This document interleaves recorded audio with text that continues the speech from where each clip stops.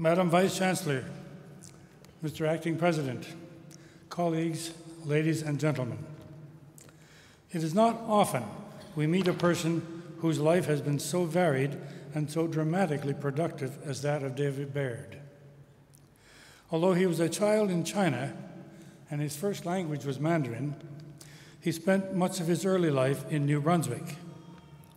After his university education at the University of New Brunswick, the University of Rochester, and McGill University, Dr. Baird started his first career as provincial geologist of Newfoundland, where, among other things, he was instrumental in designating the Gros Morne area as a national park. As a second career, he was head of the geology department at Memorial University in Newfoundland. Then he spent several years as professor and head of the Department of Geology at the University of Ottawa. During all of this time, he traveled and explored extensively in all parts of the world. On leaving university life, he entered a third career and became creator and founding director of the National Museum of Science and Technology. After 14 years at the Science Museum, he was invited to go west to become creator and founding director of the Royal Tyrrell Museum of Paleontology in Drumheller, Alberta, one of the world's most outstanding museums.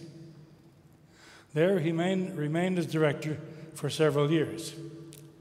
Not content with that, however, he came east again and created the Rideau Canal Museum in Smiths Falls, Ontario.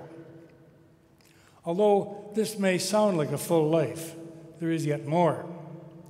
In his spare time, he has published 24 or more books on geology, on collections of photographs, and on poetry. In addition to all of this, he's been an enthusiastic symphonic flautist. I think he's retired finally and is living in Vancouver Island, still writing more books. Carleton is not the first university or organization to recognize Dr. Baird's achievements. He's received honorary degrees from the University of New Brunswick, from Memorial University of Newfoundland, and from the University of Calgary. He's an officer of the Order of Canada, a Fellow of the Royal Society of Canada, and has received medals from several of our most prestigious scholarly societies. Madam Vice Chancellor, in recognition of outstanding contributions to science education in Canada through teaching, writing, and creating museums, I request that you confer the degree of Doctor of Science honoris causa upon David McCurdy Baird. By virtue of the authority vested in me by the Faculty Senate and Board, I hereby grant you the degree of Doctor of Science honoris causa.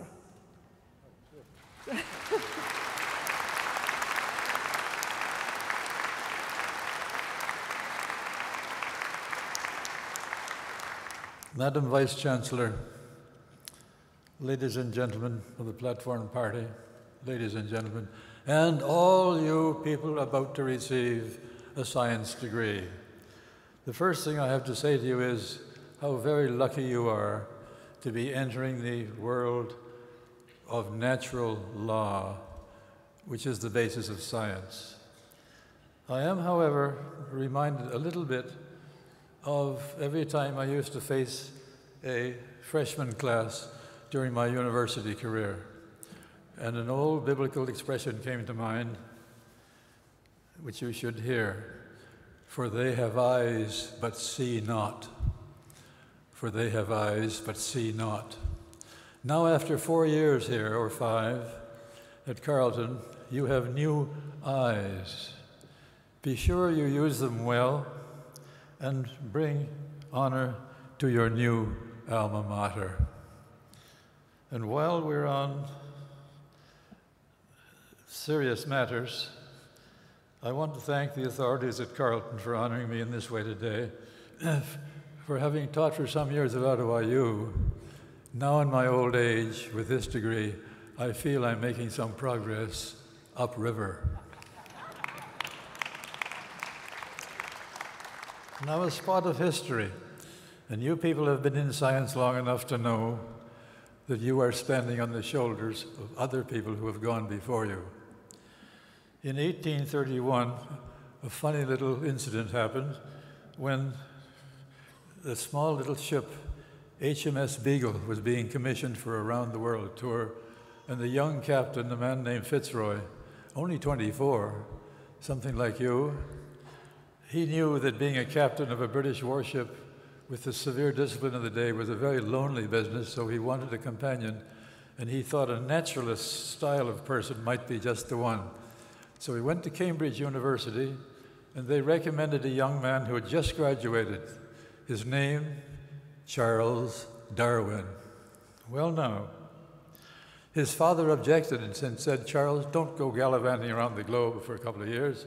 Start your real profession. His uncle, Josiah Wedgwood, heard about this and was horrified and went over to Darwin Sr. and said, let Charles go because he will see more than most. And besides that, he is a young man of enlarged curiosity. What a lovely phrase, enlarged curiosity. You who have been studying science now know full well the influence that Darwinian enlarged curiosity has had on science, because your researches, your studies have all been influenced by that very man and his enlarged curiosity. Now, as you go forth into the various kinds of science which you've chosen, you're going to discover something that leads to the kind of a checkered career that you heard Dr. Wiles describe as belonging to the man on the platform. And that's the kind of people, sometimes quite prominent in their professions, who take time out to give public lectures, to visit school kids, to talk to older folks in rest homes, in short, to popularize their science. Now, why do they do that? Why do they take time out from their own professional development to do things like that? Well, in my own career, there have been three principal motives. You may wish to think about them in case they occur to you. The first one springs from a deeply felt conviction, that now more than ever in man's history, scientific literacy is important in the general population and among elected officials. Besides which, I have a growing disgust with the increasing stream of uninformed discourse by, quote, journalists, quote, people trained in how to tell a story, but who are not at all expert in the substance of that story.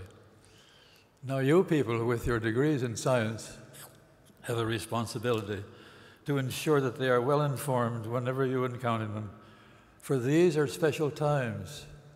I wouldn't be surprised if at every convocation in history, the man up here has said these are special times in human history, but we know very well from the press that these are special times because of the burgeoning human populations. It is vital that we understand where our resources come from. Well, you're going to be involved in that. We are concerned with what we are doing to the environment, but much more important than that, what we should be doing to the environment, so we don't leave our children and their children with a mess on their hands, unsustainable. We had better understand major natural events. Notice I call them natural events and not natural tragedies. These are tsunamis and earthquakes, volcanic eruptions, typhoons, droughts. They have sometimes consequences that are tragic, but they themselves, don't forget scientists, are natural events. We must realize what global warming with rising temperatures and sea level really means. We must realize the limits to uncontrolled extraction of fish from the sea and crops from the land over and over again from the same place. Scientists, we better hurry up and observe, understand, and inform. The second motive started with my own first course in geology, now unfortunately 70 years ago, this week almost. Suddenly, mountains were no longer mere bumps in the horizon, cut off the further view. Where mysterious things were done with pitons, ropes, and spiked boots, usually by bearded monsters in strange clothing, now they became, the mountains that is, became wonder-filled places where rivers, glaciers, landslides, and even wind and rain are wearing down the heights. But at the same time, titanic forces within the earth are pushing them up, so that Mount Everest is now measurably higher than it was when you walked in this hall just a few minutes ago. Rivers became places where all sorts of processes at work, not just places where, well, of course water runs downhill. What else would you expect? The seashore became much more than a place to breathe deeply the sea air and watch the waves breaking. For out there, deep ocean currents control the weather and the rainfall, and all manner of living things occupy an incredible variety of niches. And great mountains, strings of volcanoes, and immense plains lie deep underneath the sea surface on the floor below. I wanted from the beginning to share this wonderment. The third motive is related to that propensity of mankind that sets it apart from all other forms of life, and that is intelligent curiosity. Probably why you took science in the first place, particularly as it relates to the search for beauty and truth in this ever-intriguing world of natural laws. You may notice I've used beauty, truth, wonder over and over again in this little address. And if you'll go back to Charles Darwin's original book, the greatest single work in science probably, you'll find that he uses the same word. I hope you find it in your travels in science. Now, I think that at the end of a lifetime in that world of natural laws, I will feel satisfied that if for some of my students, friends, the public, even family, I have added something in their enjoyment of living by stimulating their own searching for knowledge and beauty and wonder, by leaving them just a little more curious. Chancellor,